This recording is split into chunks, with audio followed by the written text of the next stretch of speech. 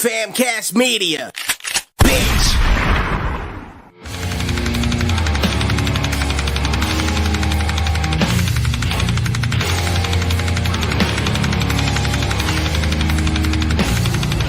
L13 Podcast. 13 Saloon in the back of Lucky 13 Saloon in front of the stage at Lucky 13 Saloon. What's up? We got Frankie is going to be doing the news at the end. We got Frankie today, who hasn't been on in a long time. Frankie. I'm retired. Yeah. We got, what's up? I'm Jeff, and we got Dee. You want to introduce our special guest today phoning in? Man, we got the motherfucker straight out of Milwaukee, Wisconsin, bro. Fucking slipping into Jersey to play a couple of shows with Angry Corpses. We got the motherfucking ruckus man himself, Force 5 Records fucking CEO, motherfucking the DR motherfucking P. What's going on? What's going on, everybody? That's a great intro. Thank you. Yeah, it was a great intro, man. I try, bro. I try. That's good. How you doing, man? I'm good. Good. How you guys?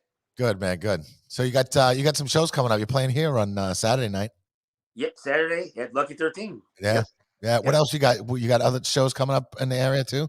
Yeah, we start Thursday at Mount Holly. Okay. I can't remember where we're playing in Mount Holly. I should have wrote it down. And Friday we're at Debonair Music Hall, and then Saturday Lucky 13, and then Sunday we're playing the Bond Street Basement. I can't remember where that is. Somewhere in Bond Street. Yeah, that's isn't that down by down where you are, Lodi, down there, or Misfits territory? Well, I know Debonair is close by here. I was trying to figure out where everything is. We're close to everything for all 4 shows, to be honest. Yeah, it's all right in the fucking general area. Yeah, I think tomorrow's only like 70 miles away. Then the show on Friday is only like 15 minutes from where I'm staying, and then your guys' show, you guys are only like Lucky 13 is only 15 miles from here too. So yeah, it's just different regions of the area. Yeah, that's cool. It's a nice fucking little tour. Yeah. Easy. Yeah, I've actually been gone so much from home. It's kind of nice that I'm not gonna be in a hotel the whole weekend here. We're just go right back to Tim's when we're done with each show. Nice. Yeah. When'd you get in town? I actually just got in probably about 3 or 4 hours ago. Oh, damn. Yeah. Nice. Yeah. So you're from Milwaukee? From Milwaukee. Yep. Yeah. What's the scene like there? I mean, right now it's iffy. It used to be a really great scene. I feel like every artist says that the scenes used to be good everywhere. Now they're like, it's coming back. You know, since COVID, it kind of did a number on everything and everyone. A lot of our venues, like, they're really weird about booking shows now, and it's coming back, but it's not like full force. You know what I mean? Like everybody is timid with doing shows. Are they still timid on doing shows out there? Yeah. Certain places we still have like certain spots that require they say they require like the vaccine and everything else. So not everyone's vaccinated stuff. So that they're always like, can I come to the show? I'm like, yeah, I'm pretty sure it's cool, but online they tell you this, that, and the other. But usually when you get to the show, no one gives a fuck, to be honest. Yeah, we went through that with a fucking year here, and it was a fucking nightmare. So yeah, we don't have to do that shit here anymore. And everything's coming back in full force in New York, which is great. Yeah. The last couple times I've been to New York for shows, it's been really cool. Yeah, it's starting to pop back off. It's fucking nice. Yeah. Hell yeah. So go ahead, D. You got the whole list. You want to start out and. So you're from Milwaukee, Wisconsin, man. What got you into music, man? What was your start off bands and stuff like that got you into it? Honestly, I've been into music ever since I was a kid. My grandpa used to take me to like thrift stores, and he'd let me pick out one record every time we went to the thrift stores on Saturday. So I would pick up polka records when I was 3 years old. You know what I mean? And then the first fucking real rock band I bought at the thrift store. Do you remember the Kiss albums when they all did the solo records? It was Paul Stanley, Peter Criss. Yep. They had a shit ton of those at the thrift stores because like they didn't sell all those albums. So a lot of them went to the thrift stores. And I remember every weekend I'd pick up the Ace Frehley record one week. Then the next I'd get they had a shit ton of them at the thrift stores when I was a kid. So Kiss was like my introduction into actual rock music. And then my mom used to play Neil Young and Led Zeppelin. So I've been listening. I'm infatuated with vinyls just because I grew up in the 70s and 80s where everyone had vinyl. So even to this day, I love vinyl to death. You know what I mean? But it was Neil Young, Kiss, and polka records at 3 or 4 or 5 years old. You know what I mean? Record players, man, the best. Put the needle on the record. Yeah, exactly. Literally. Yo, it's still nice getting an album, man, and like opening up the album and seeing the big fucking artwork on there and shit like that. It's still honestly, cool. it's the best. Like CDs and now streaming. I really don't stream. I mean, I'll listen to it, but like when I really want to listen to music, I'll bust out the vinyls and stuff like that. And that's when I really relax and listen to music. It's not the same just listening to it from your phone. I mean, don't get me wrong. I'll listen to it, but there's something about turning on the record player and just sitting down and listening to music. It's the best. Now these kids don't know fucking going to a store and fucking hanging out in the record store and looking at shit, you know. Yep, going to all. It was great too as a kid though. Like, and you were taking a chance on certain albums. Yep. Like just it was always a chance. It was a crapshoot. Exactly. Fuck yeah. I've said it before. That's why I hate Meatloaf to this day. Because of that fucking hey, you know what else? Molly Hatchet had the dopest artwork, and every time I'd be like, I got to get that Molly Hatchet record. I'm like, well, it's not. Not that Molly Hatchet's a bad band, but it wasn't what I expected when I played the record. Yeah, no, and when you're a kid, that fucking allowance money or whatever money you got goes, towards a fucking record. You're like, fuck, I mean, you made a mistake. Yep. It wasn't even a good album. Nah. I'm not knocking Molly Hatchet. It just wasn't what I was expecting when I was 10 years old. I want something hard and heavy. Yeah, no, exactly, man. And to get fucking, that would always suck getting cheated like that. Yeah. And when did you start playing? Probably around 16. I was doing I bought 2 turntables and it had the built-in mic with the Gemini mixer. So I'd have my friends come over. We'd buy a bunch of instrumental records, just like rock house parties and stuff like that. So I really got into hip hop first because it was easy to do. But I was always I played guitar and shit like that. But I was doing house parties at 16 with my friends, being drunken idiots. That's how I got into music. And then as I got to be 18, 19, I met some musicians that could actually play, and that was my first band. Was that the band? I read up on your wiki. Was that the band Soar?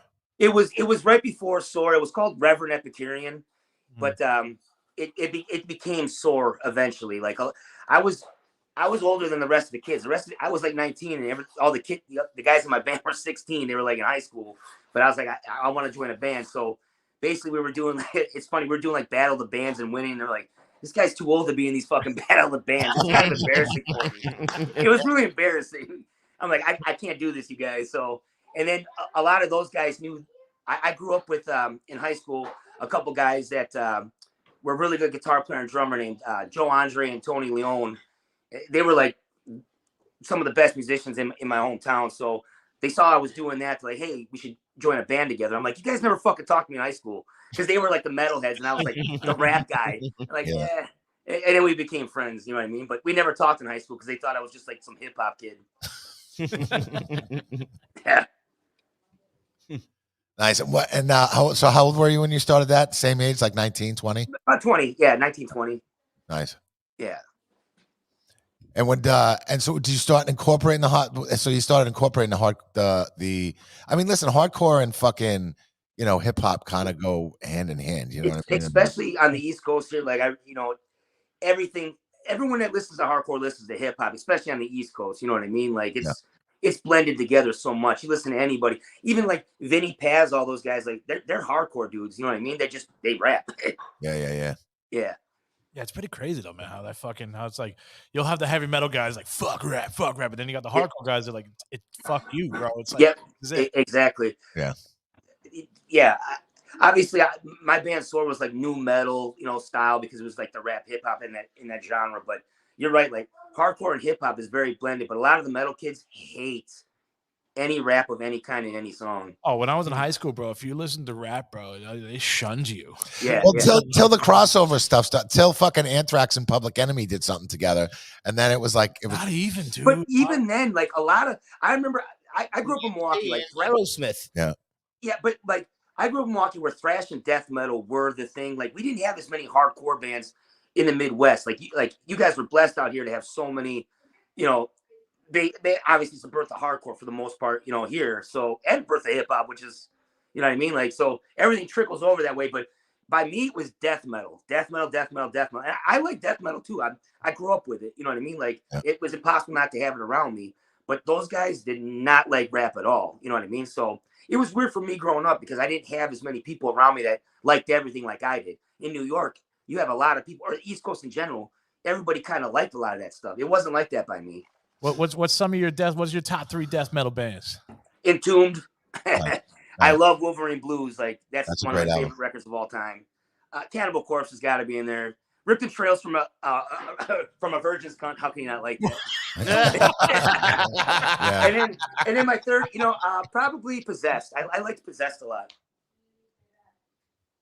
Hell yeah. Possessed is coming back out. They're doing a fucking tour. Yep. Was Larry Lalonde from Primus? He was in Possessed, right? Yes. Was it? Yeah, No. yeah. Guitar player, right? Yeah, he was a guitar player, I think, in Possessed. Yeah. I'm not sure how long, but yeah. I have a couple of their EPs. Yeah. Yeah, it was kind of wild seeing him go from there to Primus, which is totally. And then he's just like noodling on not even really playing guitar in Primus. Yeah. Yeah, I don't even He's a think good guitar player. People knock these artists for doing something, but they're great artists. Like people think he's not a great guitar player. He's a really good guitar player. Oh, he's fucking amazing. And to back up fucking Les Claypool, Yeah. you gotta be talented. There's no way. He's just filling in the gaps of wherever Les is playing. You know what I mean? he's That's hard to laughing his do. way to the bank, dude. Yeah. What's that? He's laughing his way to the bank. Yeah, exactly. So what's some of the places you did you do like a mini tour with Soar, or what's some of the places?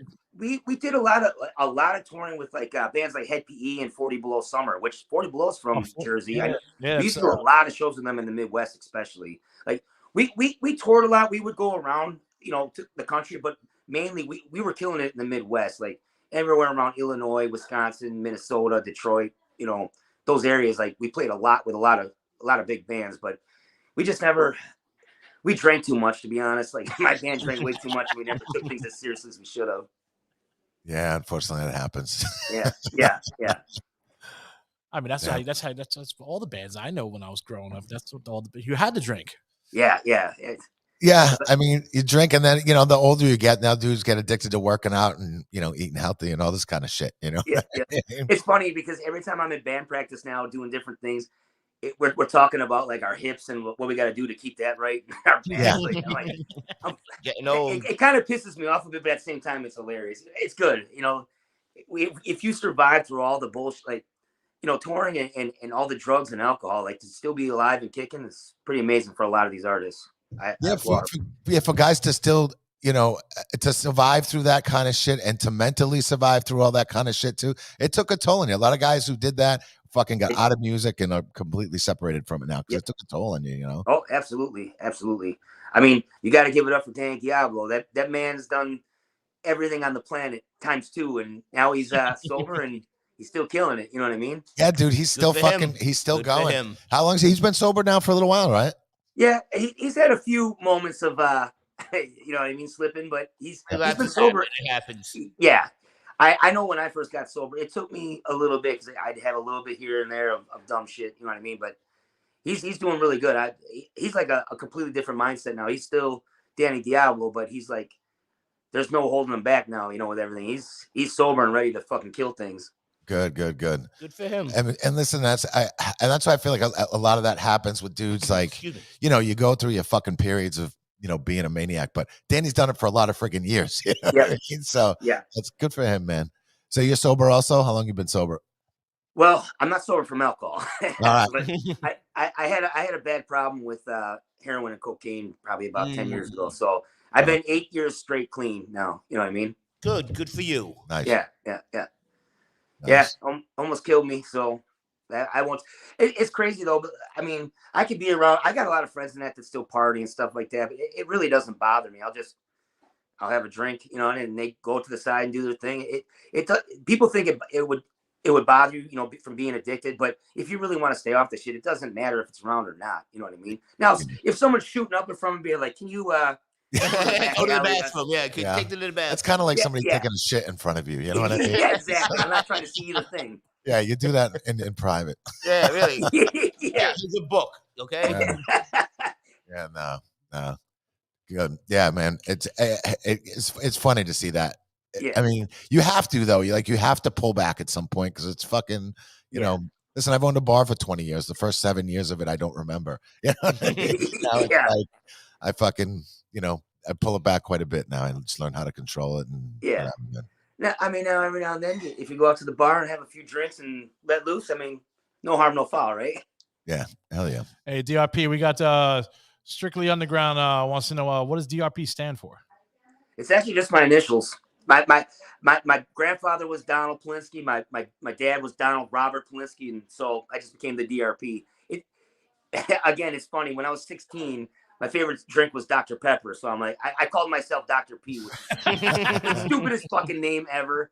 I even had a jersey. Yeah, at 16, that fucking ruled though. Yeah, exactly. So that just became the DRP. You know what I mean? I was like, I'll just keep incorporating that. But everyone calls me the drip. It drop.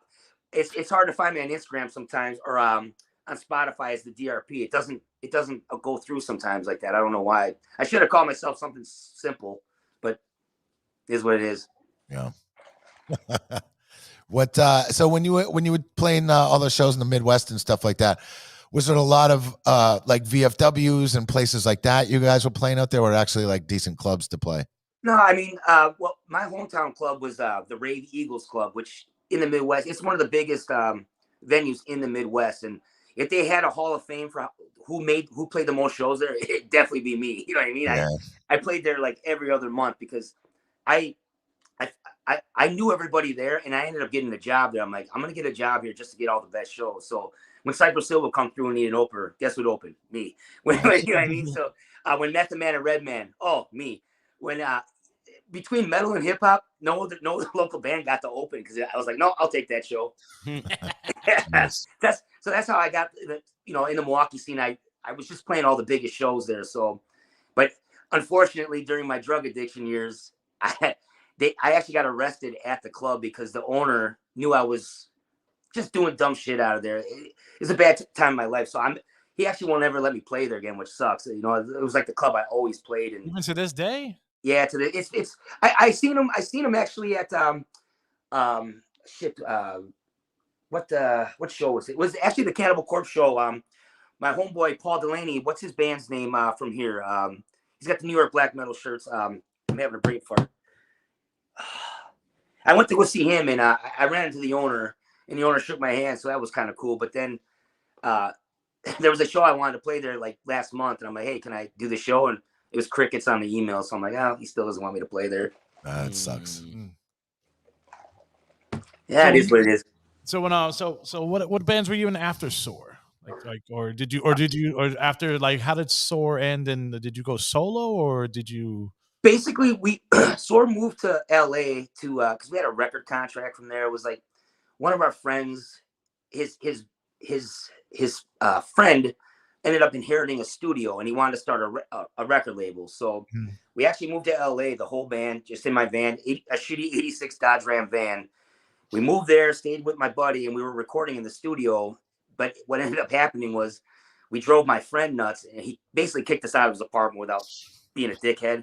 So we pulled my van by the studio, and we basically just lived out of my van for 6 months while we were recording a record there. Well, all the drinking and partying stuff like that, we didn't get shit done. So they kicked us out of the studio. We came back home, and a lot of the guys in the band were like, you know what, we've been doing this for 4 or 5 years. I want to have a family, or I want a regular job for a while, because we were just torn, and we were never home. You know what I mean? So the band kind of disbanded. I started working at the Rave Eagles Club, like I was telling you about, just to make ends meet. I'm like, what am I going to do now? So I started my first solo hip hop project right around that time. But then as I was working on that record, I went to go see Primer 55 at the Rave, and I wanted to get Bobby Burns and Jason, the singer from Primer 55, to do a song with me for my solo hip hop project. Mm-hmm. Well, like a week went by, and Bobby Burns, the guitar player, is like, hey, do you want to try out for Primer 55? I'm like, huh? I'm like, I just talked to you about doing a track with Jason, me and you. Well, Jason was going through his own kind of addiction problem. So like, we need someone to fill in these dates coming up. So I auditioned, and he's like, you got the job. So within like 2 months, I was touring with Primer 55, which is pretty crazy. Oh shit. Yeah. So that's how that came to be. You do any recordings with Primer? We actually have a whole record. 3 of the songs that we recorded, I put on one of my solo records. But we have a whole album, and me and Bobby don't see eye to eye. We're kind of like, every time he talks shit about me in podcasts all the time. When people ask my name, he goes, "Who?" They're like, "You're a singer in your band for a while." He's like, "Who? I don't know what you're talking about." Fuck him. Fuck you, Bobby Burns. Yeah, fuck you, Bobby. I tried to extend the olive branch a couple times to him, but I don't know. He still has it in for me. But we have a full record. I told him, I was like, "Look, I'll give you a cash advance. Give me those masters. You own half. I own half. I'll give you money up front. Let me release it through Force 5." But he doesn't want to do it. So what does he want to do? Just fucking sit on it? He's just sitting on it. And I don't know why. And here's the thing. A lot of people had an issue with me being in the band. You know, Primer 55 with Jason was so beloved. And the crazy thing is me and Jason were actually pretty good friends. Like while we were getting clean together, we would talk on the phone. We would talk about doing songs together. But there's a lot of like the fan base that thinks like, "Oh, you're no Jason." I'm like, "No shit. Jason's a legend. Rest in peace." I love Jason. Always did love his music. I wasn't trying to like fill his shoes. I was just, I wanted to be in a band, and Primer was a dope band, and I enjoyed my time with him. Besides me and Bobby fighting all the time, you know what I mean? It's like that with a lot of fucking men. You get a new fucking singer and shit. You got all the other fucking old fans being shit. Yeah, and I get it too. Like I'm as guilty of it when one of my favorite bands, like, hey, I'll tell you, to me, Van Halen will always be David Lee Roth. You know what I mean? I like Sammy Hagar. Don't get me wrong. I feel the same way. David Lee Roth was my shit. Yeah, he's the main member, man. Yeah. I mean, I'm just saying. But Sammy Hagar did a great job, and he's got a lot of fans. And Sammy Hagar's smarter business-wise. You know what I mean? Than David is. It's hard, man, when bands get new fucking singers. You know what I mean? It's definitely tough. Popular bands. No, you're right, because you're used to that main singer. I mean, well, I don't know. Yeah. He's not so and so. Singers the hardest to fucking replace.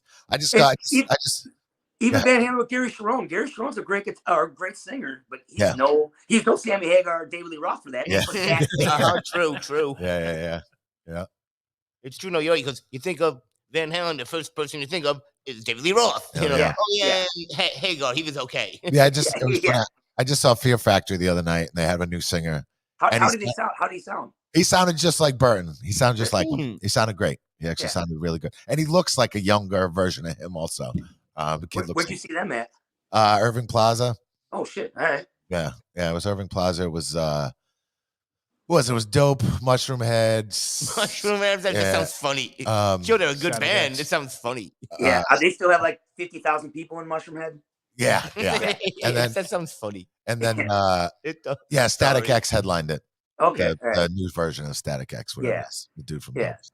It's still the singer of Static X is the dude from Dope, right? Yes. Yeah. It works for me. I love Static X, and I'm just like, hey, man. Yeah, it was good, man. Then Static X was never really my thing. They were good, but they're good. Yeah, I get it. That I'll listen to them in passing, but I don't think I've ever owned one of their records. I haven't either. And that's not a knock on them. I'm not knocking them. Scribble said, "Don't be talking shit on Mushroom Head, man." Can I say Mushroom Head? It just sounds so cool. It's so funny, Mushroom Head.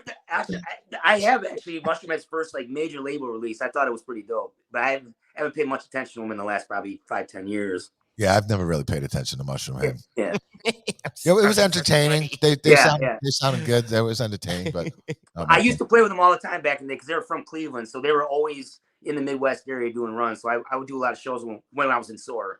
All right, Jeff, could I ask a question? And then, all right, Christ, what? Did you do mushrooms while watching Mushroom Head? It's not even funny. Where did you find this guy? I don't know. You can turn his mic off at any time. I'm sorry to interrupt you. How long were you in Primer 55 for? I want to say late 2008, early 2009 to about 2012. All right. Yeah, that's a good time. Yeah, that's a good time. Yeah, I mean, Primer 55s. You guys went all over the place, right? Yeah. I think we did the Gathering of the Juggalos in 2009. That was pretty crazy. Oh shit! What was that like? It was awesome because our trailer was right next to Ice-T, and I got to see Coco. And man, she in person, I couldn't believe how pretty she was. Yeah, she's pretty. Yeah, I don't know how Ice-T found her, bro. Yeah. Yeah. Yeah. And Ice-T was super cool too. It was crazy because when Ice-T played, I don't know, you guys are familiar with the Juggalos, right? How they could be. And a couple of people just being stupid, like threw things or talk shit. And he shut everything down. And he's like, that shit ain't happening again. And you know how things can get at the Gather of the Juggalos if you know the history. And the Juggalos respected Ice-T. And it's very rare does that happen on a gathering stage. Bro, So, Ice-T is like an official fucking gangster, bro. Come on. They're crazy. Yeah. How did you guys go? How did you guys go over? We did good. We did real good. Yeah. I'm from the Midwest, so I'm very familiar with the Juggalos. I've done a lot of shows with Juggalo bands and acts, and so right when I come out, I'm like, "This is for Shangri-La, whoop whoop!" And people went fucking nuts. You threw some whoops at them? Yeah, I got to throw a couple whoops. Definitely. I forget, they were a hard band. They're a hard band to open up for, and I remember back in the day, Guar was a hard band to open up for. Yeah. Anybody that opened up for Guar had a fucking hard time. Yep. It's just because the fan base is so rabid towards them, and that's it. You know what I mean? Like, respect to them for creating that kind of stuff, but it is hard to open up for bands like that. Definitely. Yeah, hell yeah. Did you guys do any Ozfests or anything like that? Primer did, but it was before me. Like, they did 2002, 2003.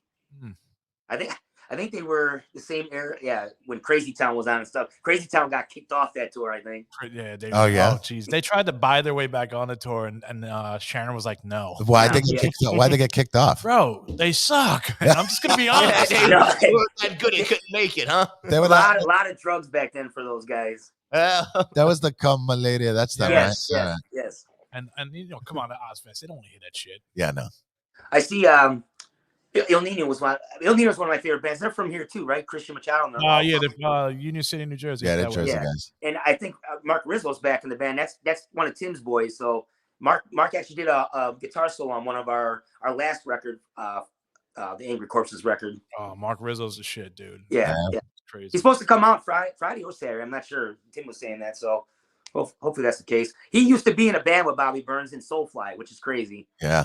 Yeah, I love fuck. I felt dude, it killed me, bro, when he fucking left Soulfly, bro. That was my band. Yeah, he's a guitar player. I know reasons behind that, but I won't say it on here. It's always something there, you know. Yeah. Man. But I mean, fucking, I love Max, dude, and I love Rizzo. Rizzo's hometown boy, man. You know. Yeah. When I was in Primer, we played a couple shows with Soulfly. Every year, Max does the D-Lo Festival in Arizona, which is this big festival. I think it's dedicated to his son or whatever. Yep. So we did that with them, and it was a fucking amazing show. They fucking that was fucked up. What happened to his fucking son, man? Yeah. That was pretty fucking. That was the reason why Sepultura broke up. Man, that was during Roots. Yeah. That was during Roots, and apparently, there was some disrespect going on between the band. I didn't know all that. Yeah, it was fucking crazy, man. We were gonna see fucking what the fuck is that church in New York that used to be a club? Limelight. Yeah, we were gonna see Sepultura in Limelight, bro, and they broke up, and I was like, fuck. Oh yeah, I was supposed to go to that show too. Fucking crazy. And then right when Soulfly came out, they played at Roseland, and Roseland was a cool spot to fucking see him. Yeah. That was another one. So what made you go? What made you go solo? Like what was the occurrence of you going solo? And I want to know how the fuck did you fucking create fucking Force 5 Records, bro? Well, we'll start with Force 5. Basically, my band Soar, we didn't have a label to put out the record on, so we're like, we got to look legit with it. So there was 5 guys in the band, so we're like, well, we got to incorporate 5, and we were all like Pulp Fiction fans. You remember the Fox Force 5 thing on there? Mm-hmm. So we're like, let's just call it Force 5 Records. There's 5 of us. We're a force, and we're all Pulp Fiction fans. So that's cool. So it's funny when I would book, because like I said, we were touring everywhere, but we did it all independently. But people didn't realize I made up a fake name to, like, I don't know, my name was Jim or James or whatever the fuck it was, and I made an email, and I'd be like, hey, this is Jim from the manager for Soar, blah blah blah. So when I get to clubs, they'd be like, hey, we just talked to Jim, and Jim said, we owe you this, just a contract. Like, I was like, Jim's not with us. I'll let him know though. I'll email him or I'll call him. So, yeah, we had this label that people at the time didn't realize that the label was just us, and that Jim wasn't a real guy. It's the way he did things back then. You know what I mean? Scott. Yeah. So that's how Force 5 became. What was the solo thing? So when we came back from LA, we were kind of like broke. Like it sucked. We all kind of like, I moved back in with my parents. I'm like, fuck, all dejected. You know what I mean? Like things didn't work out the way they were. And I was like, if we're making $300 to $500 a show doing the SOAR thing, and we have a van, we got to have, gear, all this shit.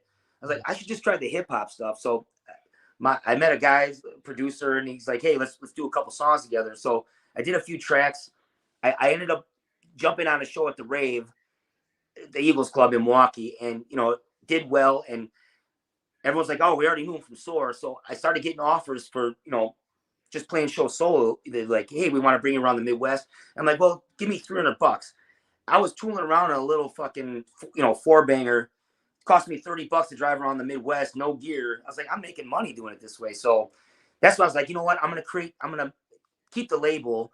I'm gonna start the solo project, and I'm gonna start signing, little acts here and there to start, expanding out. And that's how things started to really come together with the label. The other guys didn't want to be a part of the label though, SOAR? The other guys didn't want a piece of it, or? No, they kind of just wanted to sit back and basically not be musicians anymore for the most part. You know what I mean? So, I ran everything. So I'm like, I'm just taking this over. Like Ruckus actually comes from my drummer used to say it all the time. We were at an interview in Milwaukee. We premiered a song on, it used to be called Rock 1021. It was like the biggest rock station in town. So they brought us in and did this big premiere of the song, and they had us come in and talk live. So we were on air. People were like asking questions. We talked to the radio DJ and then had phone and calls. And this guy's like, sounds like you guys party a lot. And my drummer's like, yeah, we're causing a ruckus in here. And we're like, yeah, ruckus. We just kept yelling ruckus the whole fucking time. So this guy calls in and he's like, hey, I actually own a liquor store. He's like, if I bring you guys a couple bottles of Jack, would you just shout out ruckus in my thing on air? And we're like, sure. We didn't think he would. He brought us like so much liquor. And I remember the radio DJ going, oh my God, what's going on here? And we just would not stop yelling ruckus. And the whole city just started, like, SOAR became synonymous with ruckus. So we just ran with it. And I've run with it ever since then too. Like, it was just how we were. We were just ruckus motherfuckers. You know what I mean? So my whole band was always intense. You know what I mean? Like, everybody, all 5 of us in the band were fucking lunatics. So that was why we were so good, but it's also why we didn't last. You know what I mean? Yeah. Yeah. My drummer would not sleep, like, on tour. He'd just drink and drink and drink and drink. I'd wake up like, we got a show today, and he'd still be drunk. So we'd have to get him sober on the drive to the next show. It was bad. Yeah, not a healthy lifestyle. It's not. That was the 90s, bro. Yeah. And actually, the last time I did a show with him, it's funny because he drummed. He was my drummer for my hip hop stuff too. So he'd go on tour with me. And the very last show we played was actually somewhere up north in Wisconsin. And we were staying at this little shit hotel because it was in the middle of nowhere. And he wouldn't sleep. And we were sharing, the room. And he was in the bathroom. He would always like sit in the bathroom and just play drums, but it would just be loud as fuck. It's like 5 a.m, trying to sleep. And we got in a huge brawl that day. And we like trashed the hotel, like fighting each other. And we're boys, you know what I mean? So to his credit, he's a strong motherfucker, and he got the best of me. He could have beat the shit out of me that day. But, we were brothers, so it was just throwing each other, but we just damaged everything. And the cops came and arrested him. And that was the last show we ever did together. I'm like, I can't keep doing this. Like, you know what I mean? Fuck. He's my friend. I grew up with him, but I just can't be in a band with him anymore. I got it. As just some people, you can be boys and shit, but you can't do business, man. Exactly. Especially you got to spend that much time with somebody and fucking get on your nerves. You get on each other's nerves. Fuck that. Yeah, exactly. Yeah. Who was somebody you actually have on Force 5 Records? Well, right now, Angry Corpses, before it was Angry Corpses, was on there. Big Left. Do you know who La Coca Nostra is? Yes. Everlasting Love. Big Left did his last solo record with us. I had Saint Dog from the Cottonmouth Kings, but he passed away. Big Hoss's brother was on the label. We still have They Live, which is Jason Logic, King Relic, and Prolific. Is Rick Dog a personality, or is Rick Dog a rapper? He's my second in charge. You know what I mean? Like he's second in command of the label. Like he helps with a lot of different stuff. And he's also my hype man. But I try never give him shine. I don't like to give him shine. That's why I always say fuck Rick Dog. But it's just because we're friends. Like that's what we do. That's a staple on the Ruckus podcast, dude. Yeah. On stage every time I give him shit all the time. So it's just what our shtick that we do on stage. So fuck Rick Dog. Sorry, I'm trying to think about. We got any last words from Las Vegas, Nevada? They're on the label. Hunter Proof down from Dallas, Texas. He was actually on VH1's White Rapper Show back with MC Serch. Shit! Wow. Yeah, we just signed him. I met him through Danny. Danny's done so much since I've signed Danny. I signed Danny in 2017. Yeah, how the fuck did you meet Danny, bro? Like, actually, that's another funny story. So we used to tour all the time. I met him through MySpace when MySpace was a thing, and I'm like, hey, I was putting together different tours. I put together tours with me and Sendog from Cypress Hill. Me and Busy Bone from Bone Thugs. So I'm like, Danny, I'm doing all these different tours. Like I could book us here and there. So he's like, yeah, let's do a tour. So we did a couple small tours, and then we became friends. This is probably 2009-ish, 2010. And then I got into drugs pretty bad. So he'll if you ever have Danny on the show, ask him about the time I left him on tour and I just went home. Yeah, he's like, I should have killed you then. Oh no. we laugh about it now, but I'm like, I'm so sorry, man. I just left him on tour. Like, he's like, I don't even know who to talk to with the promoters. Like, I just left. Oh, damn. Yeah. But yeah, then in 2017 we reconnected. So we hadn't talked in like 4 or 5 years. But I was clean now, and I wanted to start the label back up. And I'm like, hey, Danny, I'm starting the label back up. I understand if you don't want to fuck with me, but these are the different things I'm doing. So he's like, yeah, let's talk. So we did that first record together, and then ever since, like, he's helped me really build things back up. Yeah, obviously, you see everything he does in the East Coast. He brings Force by through all the time, and with the Scarhead stuff now. Oh, yeah, we got Scarhead on the label. We actually just dropped the vinyl, the Generators of Violence vinyl. It's out now on the websites. We got multicolored vinyls or multicolored. We got purple, nice. And we have a few gold. The gold are like the rare ones. If you order, you might get a gold, but we don't have as many gold as the purple. So they don't pick a color. You get them shits at random. Yeah, it's at random. Oh shit, that's pretty cool. In Germany, they have we shipped 100. Mark from Generation Records teamed up with us on the vinyl, so he got 100 of the gold to Germany. So over at Cortex Records in Germany, they have all the gold. So that's like over there they get all that. Here it's just a few. It's rare to have it. There you go, people. If you want to get a fucking gold record, bro, you got to pay international shipping. Yes, it's a collectible. It's definitely a collectible. That's cool. Damn. And vinyls aren't fucking. I mean, there's such a backlog on fucking vinyls. Is that still going on right now? Yes, we ordered it last March when the CD dropped last March. We just got them. You know what I mean? Like 2 weeks ago. Damn. Well, a year. Metallica just bought a fucking vinyl shop, bro. I saw that. Yeah. That. Yep. Smart. They're already rich as fuck. You know what I mean? But smart business for them. See, they're gonna get all their Napster money back now from all the artists. Yeah. I'm sure Metallica's doing all right. Yeah, they're doing just fine. Yeah. Yeah, that sucks. That's crazy, man. Yeah, I heard all the fucking anybody I know who got vinyl was having a hard time getting it. Yeah. Honestly, they said because of people that don't laugh, but like Taylor Swift took up a lot of the time because she had so many vinyls coming out, I guess. Really? So there was a backlog because of Taylor Swift, and there was one other big band. And they're like, yeah, this is 3 months behind because it's just these two artists. No shit. They had to get them first because they're the priority. You know so did they pick the pace back up since the pandemic is fucking fading? I guess starting in January of this year, things are starting to pick back up again. So yeah, that's what I thought it was. I thought it was supply chain and all that kind of shit. Well, there was one of them burnt down. One of the main ones, I think it was during COVID, that it burnt down or they had some kind of disaster at the plant. Because there's only like 3 major plants that do all the record pressing now. Yeah. The ones we got were from the Czech Republic.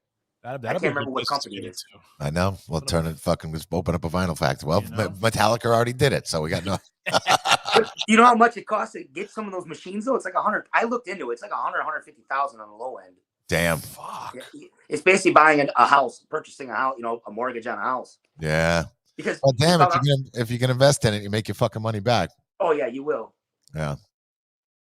I hope it comes with instructions. Exactly. I wouldn't know the first thing. Yeah, no, the fuck. So Donnie, I don't know if you wanted to talk about it. I mean, you want to tell how was it with the generation of was it the generation of violence?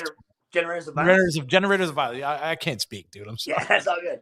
No, that was good. That was last March. I actually was just looking in my stories from last year, and they were popping up. So we did like a month-long tour. It was Scarhead, Concrete Dream, Tony Slippers, and me, and King Relic.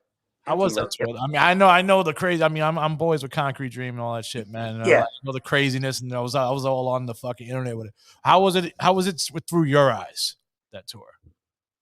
As a tour manager, as an artist, it was great. Because I know you had to deal with all that bullshit. Yeah, I mean, it was a lot of different things. You know, Danny will even admit he was on one that whole tour. You know, it was hard to just get Danny roped around with some of the stuff because he was going through some personal things himself. So Danny's one of my best friends. You know what I mean? But sometimes when we're on tour, like we argue, we would argue a lot back then because I just didn't feel like he was paying attention to everything he needed to but he was going through so much. So we had our issues, just getting through to the next show back then. And then, it was Concrete Dream's first like big tour. So they didn't really know what to expect with everything. And I was trying to explain to him, like, we're trying to keep things condensed down a little bit because we had so many people on that tour. And let's face it, we're not making that much money on that tour. You know what I mean? So to have 5 guys in Concrete, 5 guys in Scarhead, me, Relic, a merch. It was like 12 or 13 of us. And we're not making that much money to make it, worth everyone's time. So not being all closed in together, it was difficult a little bit, but we're all boys and we made it through and we had some really, really great shows. You know what I mean? It was, and we really promoted the record, and Concrete Dream got out there to support what they were doing with Suburban Noise, and having Slippers out there is great. Slippers is, I don't know if you know what Tony Slippers is. He's an amazing dude. I've seen him. I heard a few of his stuff. Yeah. He to have him out there and then have my boy King Relic from Force 5.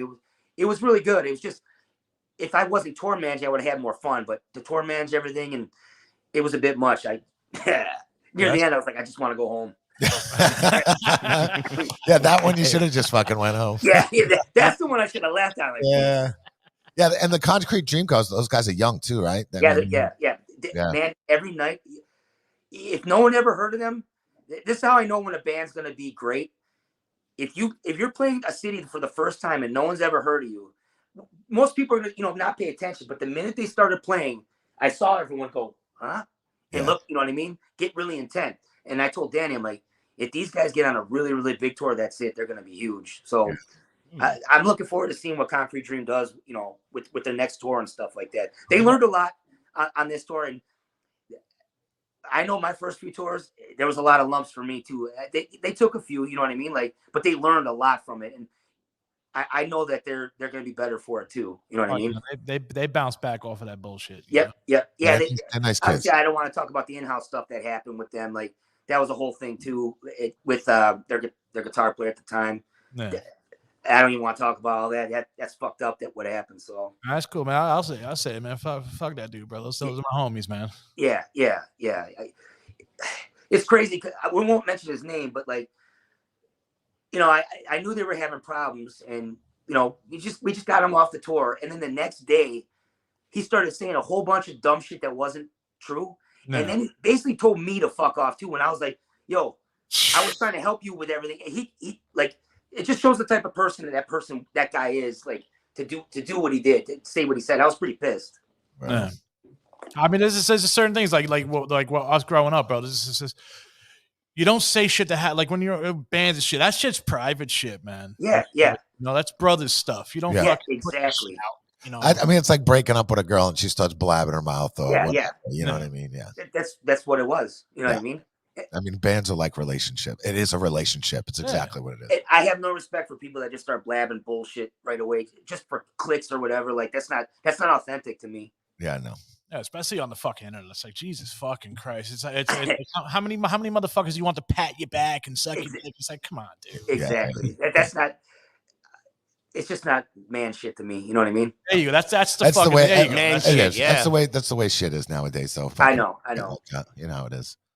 So So what? So how did you hook up with Tim, and how did you get in Angry Corpses and all that stuff? I'm trying to remember now. It was right around 2019. What the fuck? I'm trying to think what sparked the conversation. Tim would. I can't remember exactly what it was. We were talking about something about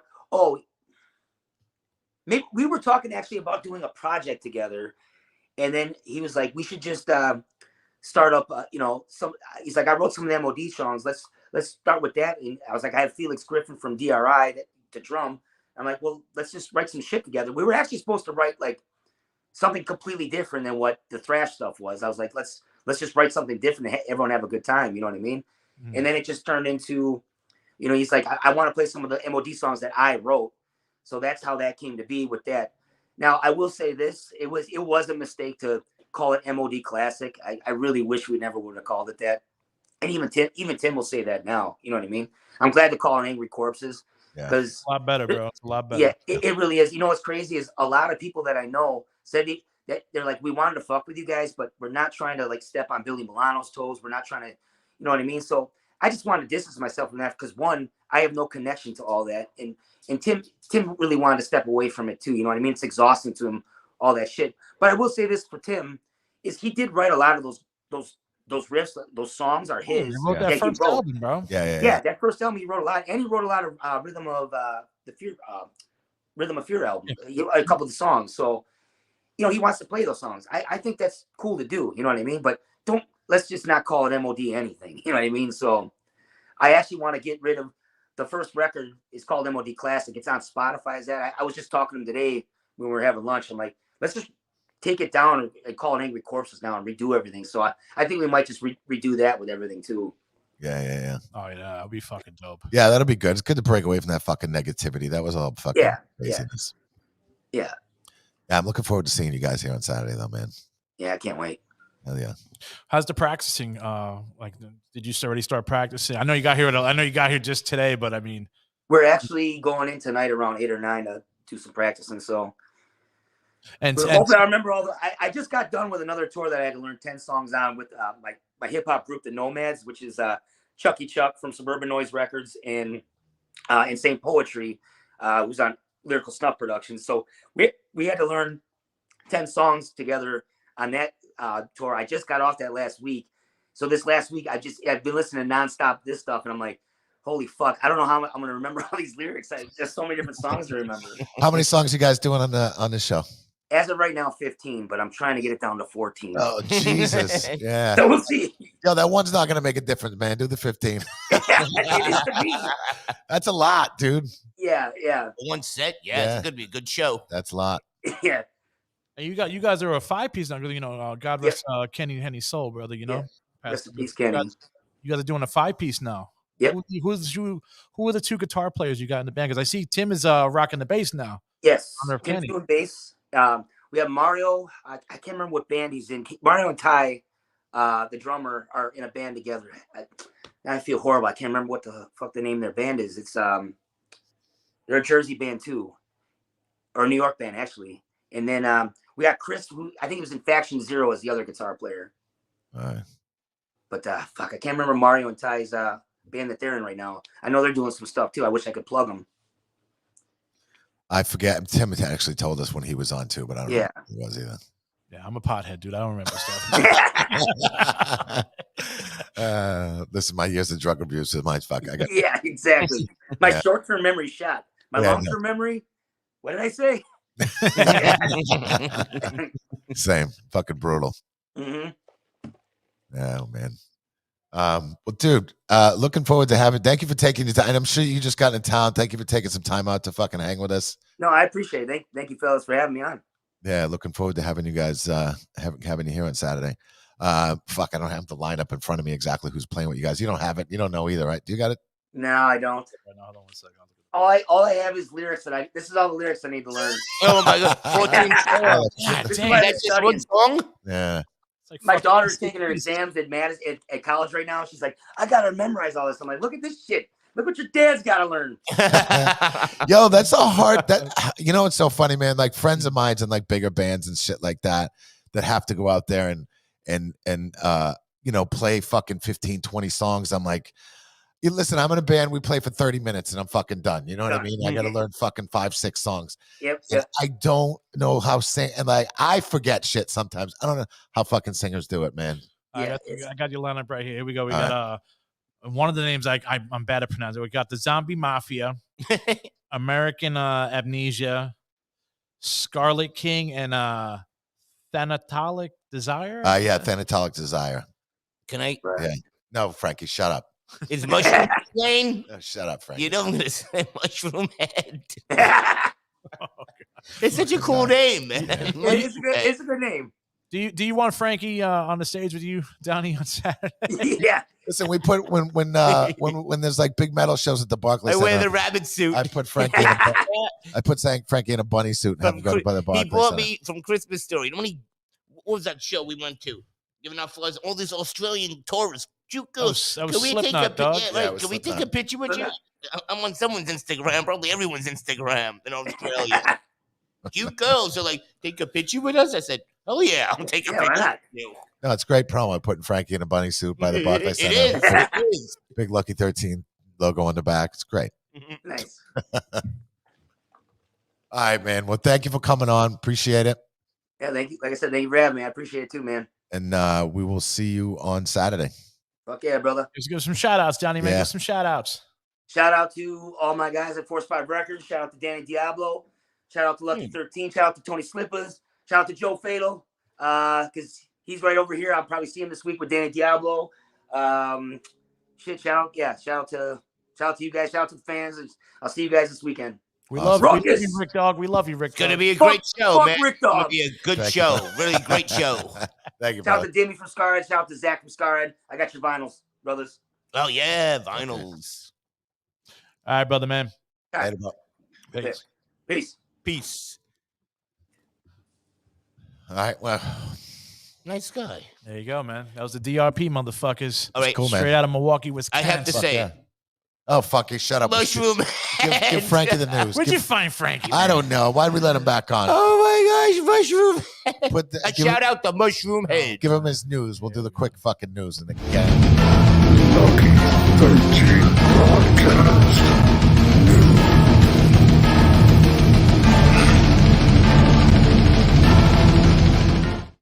My gosh, how long is the friggin' intro? That's your news, Frank. Right, thank you. Yeah. Wait, David, did Mushroom Head do the intro? Where'd you find him, bro? I don't know, man. I'm sorry. Let's do the podcast on mushrooms sorry. next time. You got him from Amazon? Yeah. You got the off button. You can turn them on and off. Oh, I feel bad, though. Don't feel bad. I put him in a bunny suit, for fuck's sakes. Fuck's sakes. Oh, my gosh. Go ahead, Frankie. What's going on this week in fucking the world of heavy metal news? The Cure calls out Ticketmaster over absurd partial refunds. Yeah, it's not really metal, but it affects everybody. Fucking fuck Ticketmaster. You want to know the refund? What? $5. No, yeah. $5. Really? Would you imagine how many $5 they got from fucking people? But dude, it's crazy. Like people have been fighting. Pearl Jam tried fighting Ticketmaster fucking 30 years ago, probably longer than that. 35 Robert years Smith ago. Got the money back. Yeah. And didn't Taylor Swift just have a fight with them also? But he's probably taking a beating over his head. You know what I mean? Like for ticket sales. You know, so some tickets are like $20 or something like that. I don't think they use Ticketmaster in Europe where they're from. Yeah. That's probably why. Yeah. Fuck it. We've always known Ticketmaster to be the devil, and other ones try to do it, but it just doesn't work out. They got the fucking what is that? They got the block on all the fucking big stadiums and shit. They got the block, and it sucks too because listen, I went to like certain times I don't want to be in general admission. Like I'm getting old. I want to be in like fucking a different area. Yeah. But if you go on like Ticketmaster has all the other area. Like if you go on like TickPix or something like that, they only have like the general admission tickets or like the. But when you went to Fear Factory, did you go to Ticketmaster? Somebody gave me the tickets, so I didn't fucking. Probably through Ticketmaster. It was through Ticketmaster. He forwarded me the tickets through Ticketmaster. Motherfucker. I just bought tickets to John LaMacchia's birthday party through Ticketmaster. Shit, they probably Yes. fucking feed you up like a motherfucker. It wasn't that bad. It was, I don't know. It was like 30. It was like $40, but And $5 of that bucks is probably fees. yeah. It was 35, and then $5 was the fee. Cocksuckers, Yeah, dude. they fucking hammer. And for what? Like, I don't know what they. We're do. not even getting ticket stubs no more, which was cool. Yeah. You know, so so I they- mean- and so it costs them a lot less now too. For fucking printing They're tickets. pocketing the money. Yeah, tell me that. You just said it right there. Tell me that, bro. How the fuck is it more to pay for tickets now when you don't even get a fucking ticket? You just get an email. It's crazy. Not even a stamp on your hand. Nothing. Crazy. And fucking whatever, man. Did you see fucking Kiss tickets? How much Kiss tickets are going for? No. You haven't seen this? He told me. Oh my god. Fucking like for decent seats. Give me a nosebleed price. Nosebleed price $500. Madon Anthony. $500, and that's before fees. You know what I mean? I can't. It was like $492 for like nosebleed fucking seats. For like decent seats, like right off the fucking floor, $1,400. God damn, dude. I'm back. How was my Mushroom Head was all right live. Mushroom They're in your top Head. 5, Scribble. Top 5 Mushroom Head. Like they were all right. I mean, they're entertaining. Slipknot does it better, but like they were definitely entertaining. They sounded Yeah, good. I like Slipknot better than Mushroom Head. Yeah, and I know Slipknot and Mushroom Head came first. I think, right? Mushroom Head came first, yes, and Slipknot came second. But I think their music is more palatable. Slipknot's music is more palatable than Mushroom Head. Mushroom Head is a little more. I think. Slipknot's more mainstream. Yeah, Music. I mean, not those first 2 albums. Those first 2 The albums. first album was mainstream as a fuck, dude. Yeah. Not the second one. Not fucking Iowa. Iowa. No, that was. I can't even listen to that shit, dude. What do you mean? I was heavy as fuck. That was a Can't great listen- album. No, man, it's too much bass, dude. Yeah, I love that Iowa record. It was fucking great. I feel like that was the best. I mean, that was my favorite record. Was that Iowa record? No, I like fucking the one after Iowa. What was that fucking? I don't know if that was volume fucking something or whatever. I don't know. One of those motherfuckers. I don't know. But I mean, Mushroom Head is kind of, you know, there's a lot of singing, screaming kind of stuff. You know what I mean? Yeah, no, yeah. I mean, I can say I do dig a couple songs from Mushroom Head. I'm not gonna say I'm a fucking snob. Mushroom Head always reminds me of that fucking that phone call, that black metal phone Oh, call. I love that fucking Mushroom phone Head. call. You listen to that Mushroom Head. That's the greatest fuck. It's on one of our fucking backlog on one of the back podcasts, man. We put that at the end. It was fucking amazing. I got to be honest, Scribble. I haven't given Mushroom Head a chance. Like I saw them live, like they were pretty cool, but I've never like actually sat down and listened to a record. You're not gonna. No. You're not gonna. I dude. maybe should have given it a try. If you tell me they're not as mainstream, like is it They're heavier? Yeah, it's more underground shit, man. You know. Yeah. I mean, maybe you'll dig it more. It's not. I really- looked at more like new metal, like more palatable. Not their old shit. Yeah. Not their old shit. I don't Maybe know. now, yeah, but not their old shit. Yeah. I'll have to listen to There it. was like what 20 fucking dudes in the band or some shit, you know? I mean, there's a lot of dudes in the bands. I mean, it reminded me of Slipknot, the dude in the drum with the drums sitting on the drums and fucking more experimental. That's an man. orchestra. 20 That- members in a band. It's an orchestra. Oh, he's listen to what is that fucking listen to number 12. Yeah. Number 12, front to back, amazing, beautiful stories for ugly children. I'll check it out. I will. I'll give it a chance. Can we have Mushroom Head play here? Okay. You probably could. Yeah. You know, they're not expensive. Yeah, I don't. Is it a think, girl band? I don't know though. I mean, I'm sure there's 5 guys. They got 5 mouths to. I mean, there's more than 5 guys. It's got to be like fucking 7 Yeah, or 8. but they're of them. not asking for Slipknot prices. No, they're not asking for Slipknot prices. And they opened. I mean, they were fucking 3rd on the bill out of 6, which was crazy. Well, they were fucking They probably got the least amount of money on that fucking tour too. I mean, split up between all of them. They're not getting fucking rich. Exactly. Well, the fucking I don't know what is it? The drummer I think owns the fucking band. Yeah. Like, he gets the majority of the money. All right, Frankie. So fuck Ticketmaster. It fucking sucks that Yeah. nobody else. They got the dude from Meshuggah to play their heavy shit. Yeah. I would have said The Cure announced their upcoming 2023 North American tour earlier, and they said All right. the reception was, electric. Of but course, they- sold out, bro. But they said there's like certain places where scalping's legal. Let me know. Yeah. I'll miss There was a scalping. lot of people in Ticket front of buyers that that really fucking help Static X show the other Yeah. night looking for tickets. How do you sell tickets now? How do you scalp You tickets? transfer them. You transfer them from Really? your fucking. I guess I don't know. Now? I don't know, man. I'm not, Everything's computerized this century. I wouldn't be surprised. Yeah. Shit, it's like I miss fucking. You see the dude with the fucking ticket. I got some tickets here, man. Yeah. And you had the Yeah, trench then coat. you gotta and be he had the careful because then trench you walk coat. to the door and they could be fucking fake. God, I still don't know how they figure. As I seen people when I saw Manson at Roseland, and if they fucking were, I bought scalp tickets. Yeah. They bought scalp tickets from a different dude. They were in front of me. They're like, these are fake, and they kicked them out the line. And they were like, oh, yours are good. I'm like, what the fuck? Oh, you dude? must have shit your pants when that happened. Yeah, though. dude, I spent $60, man. Yeah. You're like, oh shit, they caught me. Oh man, good I for forget you. what show I went to. A friend of mine bought scalp tickets. We were like going in together, and he couldn't get in. I forget what it was. Fucking horrible though. Scribble wants to know if you think Static X is a Rob Zombie knockoff. I'm not a huge fan of either Rob band. Zombie's not that fucking good, dude. No, he's not. Honestly, a White Zombie I liked. I did not like Yes, Rob I Zombie. bet when he was in They White had one Zombie. good album. Huh? They had one, La maybe Sexasora. two Yeah, good albums. that La Sexasora, whatever. That was a good album. Yeah. But I don't know, man. I like Static X. I'd have never owned a Static X record. I own all of them. Do you? Yes. I've seen him live. One of my friends is in his top 10 fucking favorite They're in my bands. top 5. Yeah. Yes. I fucking cried when Wayne fucking died, bro. Yeah? That was my band, dude. Yeah. People don't understand why. They're like, why you fucking this dude? It's fucking they kick ass. Yeah. Their riffs are badass. They were solid. They were a solid band. They're like a machine, dude, when they play, man. Yeah. Massachusetts band, Boston band. There you fucking go. Yeah. Well, they used to this dude played, but he was from Chicago. Fucking no, they're Chicago. Are they? Because Wayne and the drummer used to be in a band with Billy Corgan. Oh, really? Yeah, and they Billy Corgan was like, they never let me sing, and they were laughing. They were like, well, we didn't like your voice. Yeah. I don't know. I fucking hate Smashing Pumpkins. Well, if it wasn't for Smashing Pumpkins, there would be no Static X signed. Oh, yeah. Billy Corgan fucking he basically went up to the record label and was like, these are my fucking boys. Put them on. Oh, no shit. Yeah. Well, who knew? Fucking fuck you. Fuck. But he's so full of himself, Billy Corgan, though. Oh, he's into wrestling now, but he owns NWA. Yeah. He's into wrestling now, man. Yeah. All right, Frankie, what else you got going on? Mushroom Head. It's a great name. I'm sorry we pulled Frankie out of retirement. Fuck Rob Zombie. D, how do you? He's got a great looking wife. I met him and his wife. Say? He said, hey, "How do you not like Rob Zombie?" Because it's fucking. I don't like it. And he lived in my neighborhood, and I didn't even fucking know it back in the day. Oh yeah, I met him at my old job. Him and Sailor Moon Zombie.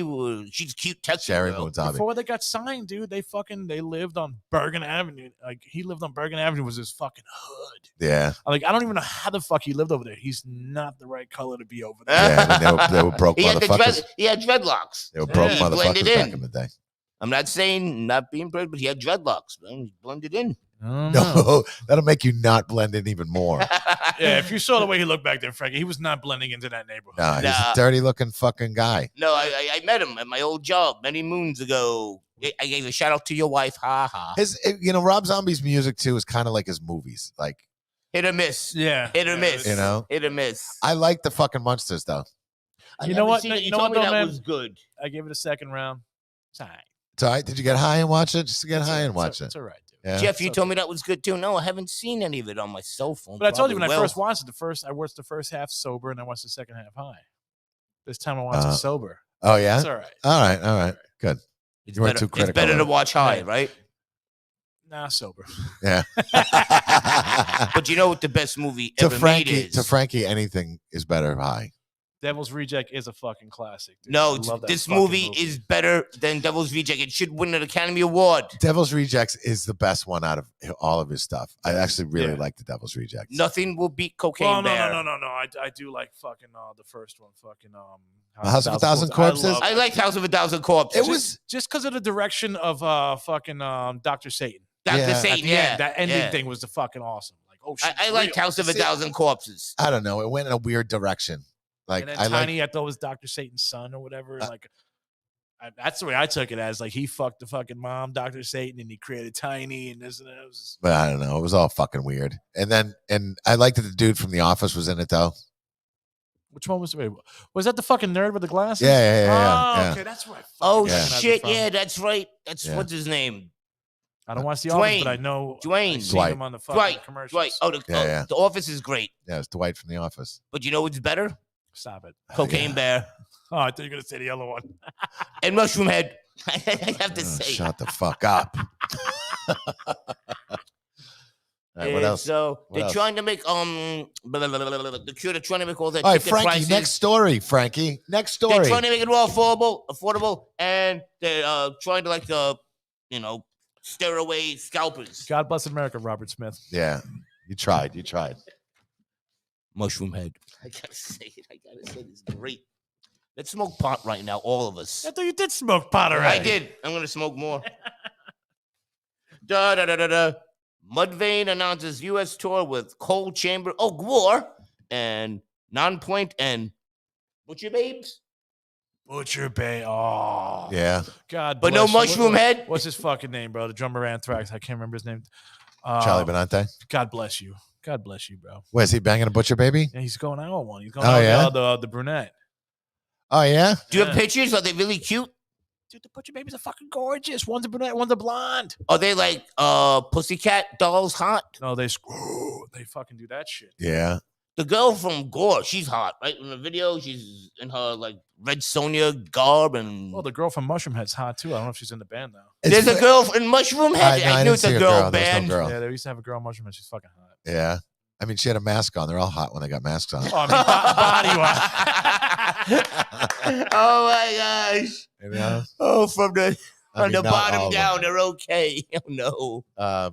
Yo, it's crazy though that all this new metal's coming back. Rob's doing a honeymoon remake next. Yeah, fuck that. I don't He's know doing a about that honeymoon. one. Yeah, stop with the remakes, Rob. Come up with something original. No, Fucking seriously. Halloween, Zombie's fucking doing a- monsters. I mean, he a does his honeymooners? original stuff, but His original stuff is great. His remakes, Halloween sucked. I I'm didn't sorry. like No Halloween. one. I liked John it. Carpenter's my favorite director. Sorry. I liked it. yeah, it's cool. It's funny seeing all these like fucking new metal bands coming back. Dude, they're all coming back, bro. Yeah. Fucking that Mudvayne tour is gonna be insane. That's gonna be a lot. You know, and Mudvayne, fucking Cold Chamber just came back because fucking Dez almost died of COVID and shit, bro. And his wife was like calling the band, like, you guys got to talk to him. He's about to die. Scribble's happy blue metal's coming back. Oh, yeah. I don't hate it. Like I liked new metal when it first came out. And then it just, each band kind of sounded the fucking same after coming out. Yeah, they're all Is that kind of like when Coca-Cola put out the new Coke and didn't last long? kind of? Yeah. Okay. I'm just asking, just throwing it out there. Biscuit set it off. Biscuit did set it off.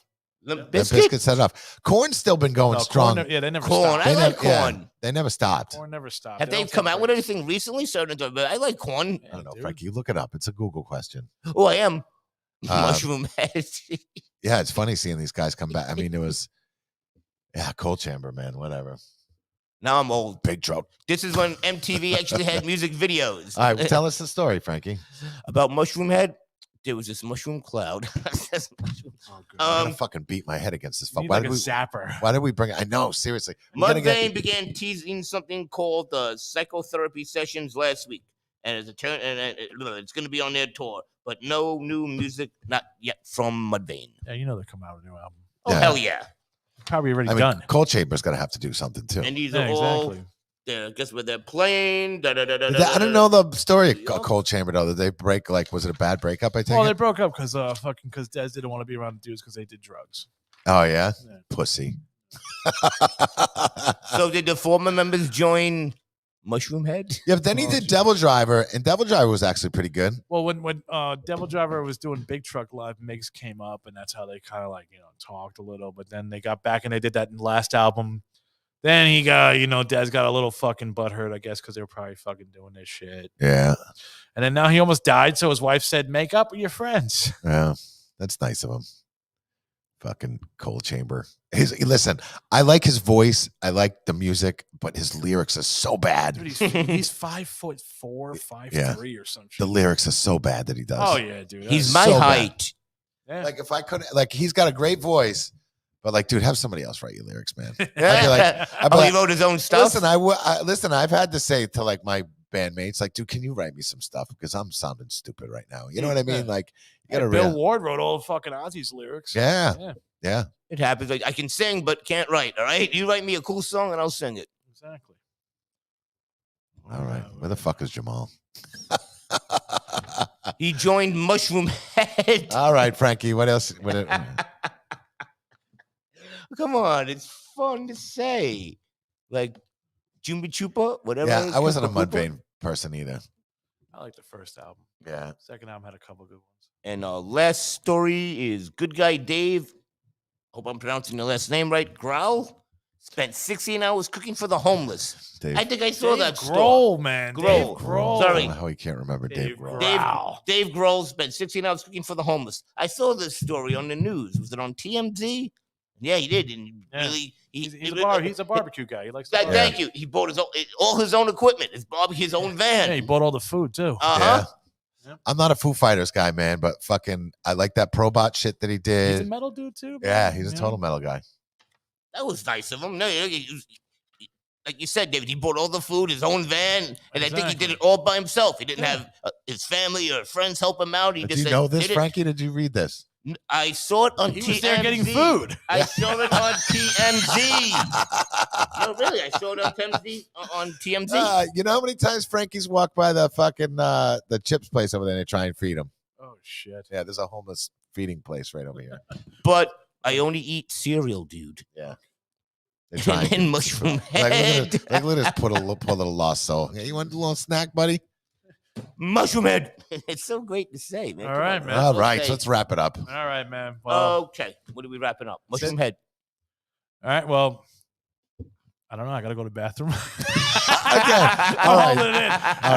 All right. Dee, come on. From the Dungeon Podcast. Check it out. All right, man. Make sure you like everything and like and subscribe everything Lucky 13 Saloon Podcast, everything Lucky 13SP, everything. Come down to the fucking show on Saturday. Make sure you see Angry Corpses.